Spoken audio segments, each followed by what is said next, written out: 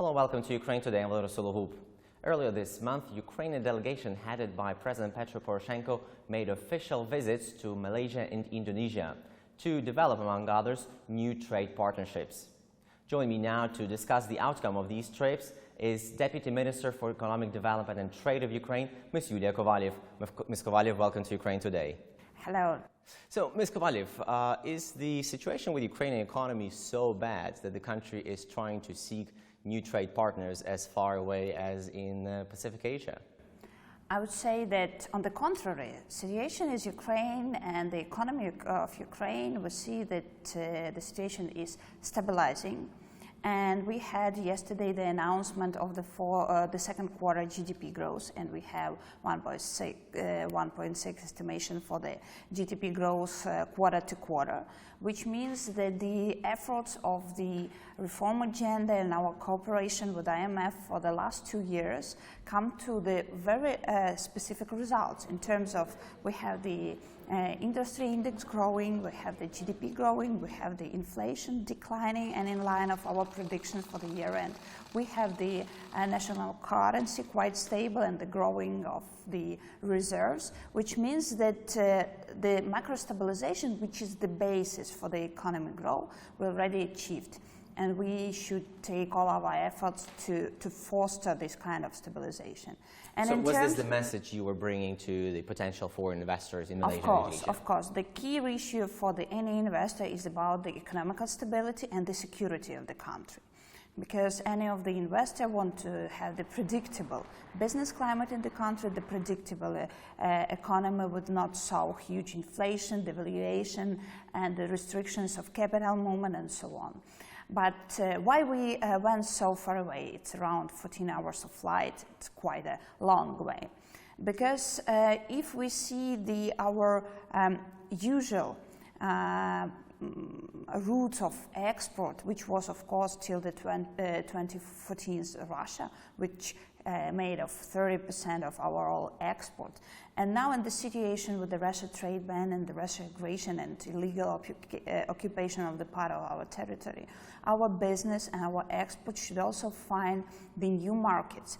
And if we look for especially Indonesia, Indonesia has 260 million, 100 million of people. It's the fourth largest country in terms of population. It's a very huge market, with a country where economy is growing in one of the biggest countries in the Pacific Ocean and Asia. So that's why for us it's a huge potential market to export our goods, starting from agriculture, where our export is quite usual.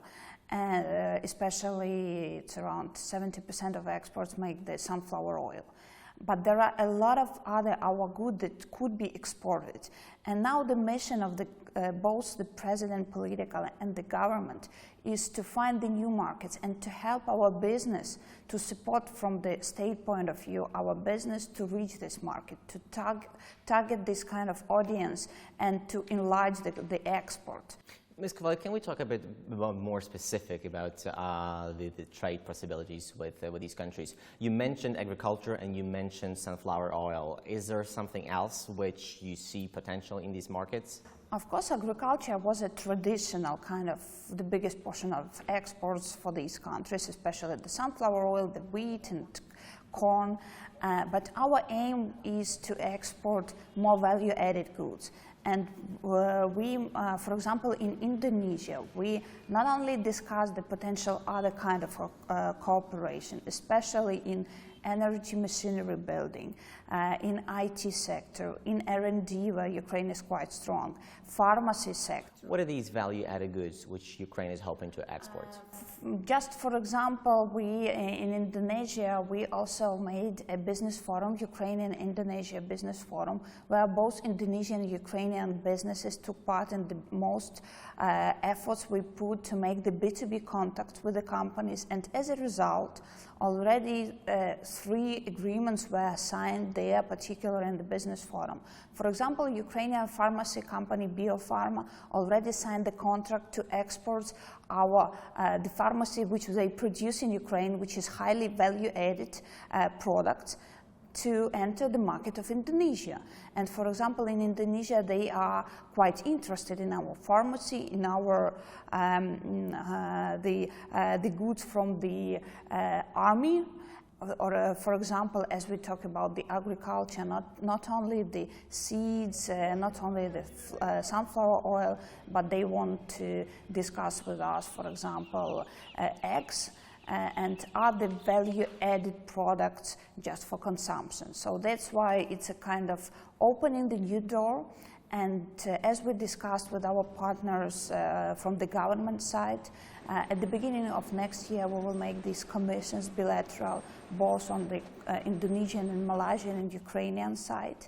And moreover, we plan also to set a business forum for the ASEAN countries here in Kyiv, to invite their businesses, to invite Ukrainian businesses, and to make kind of platform for B2B contacts, for elaborating the cooperation and the trade between companies of countries which are quite far away, but still in our situation when the information is circulating in the seconds, when the logistic is quite developed, we have a huge potential. Ms. Kovaliv, do you see this cooperation as a two-way street? Do you also see the potential for Malaysian and Indonesian investors or businesses coming into Ukraine, and if so, in what areas, what industries? For sure, Ukraine is now has a lot of to offer for even so far away situated investors. First of all, Ukraine is geographically located in the center of Europe.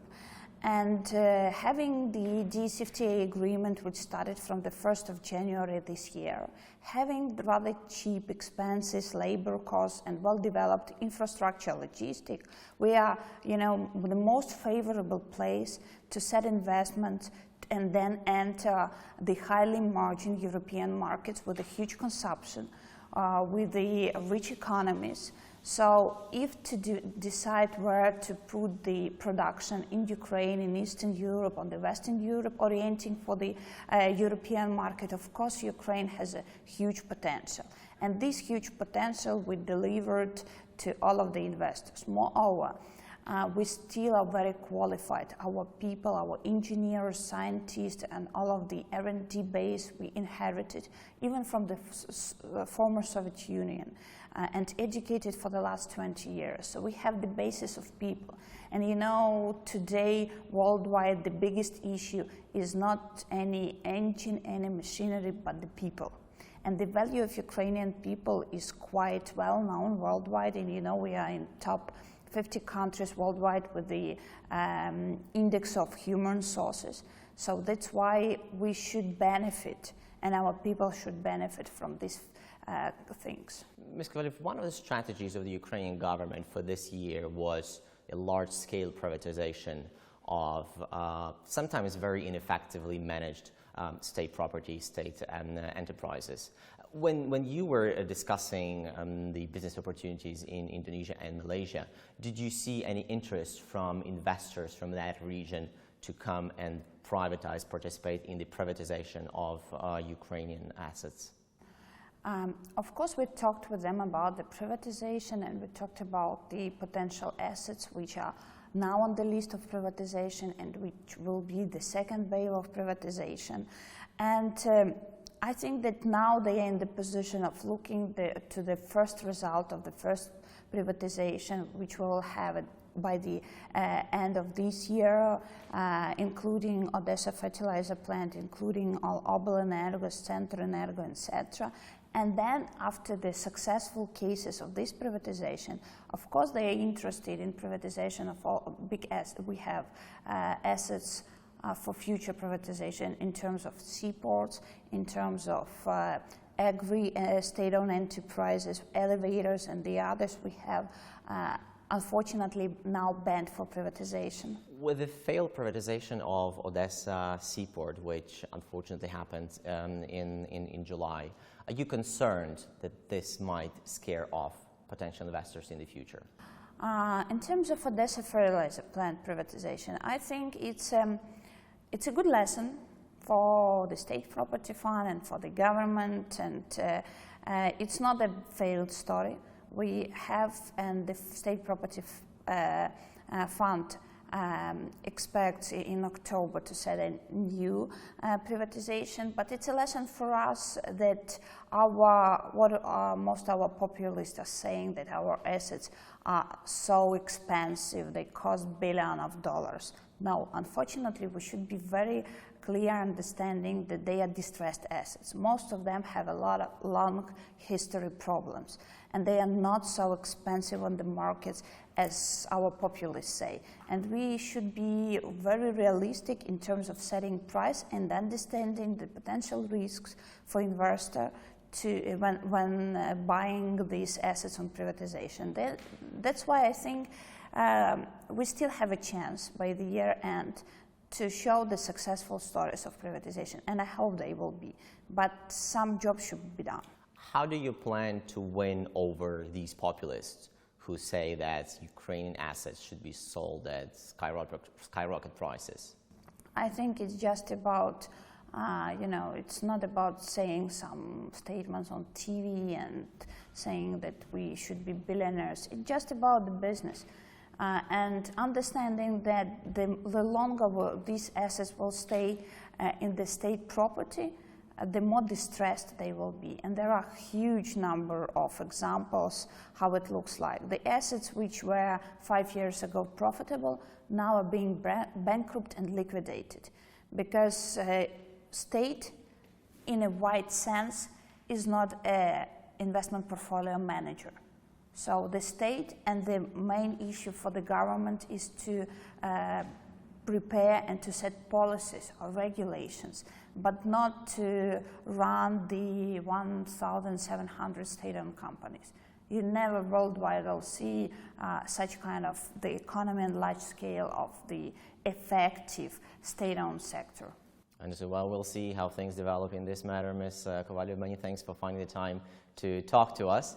We were discussing the new business opportunities between Ukraine, Malaysia and Indonesia with Deputy Minister for Economic Development and Trade of Ukraine, Ms. Yuliya Kovaliv. I'm Volodymyr Solohub. Thank you for watching Ukraine Today.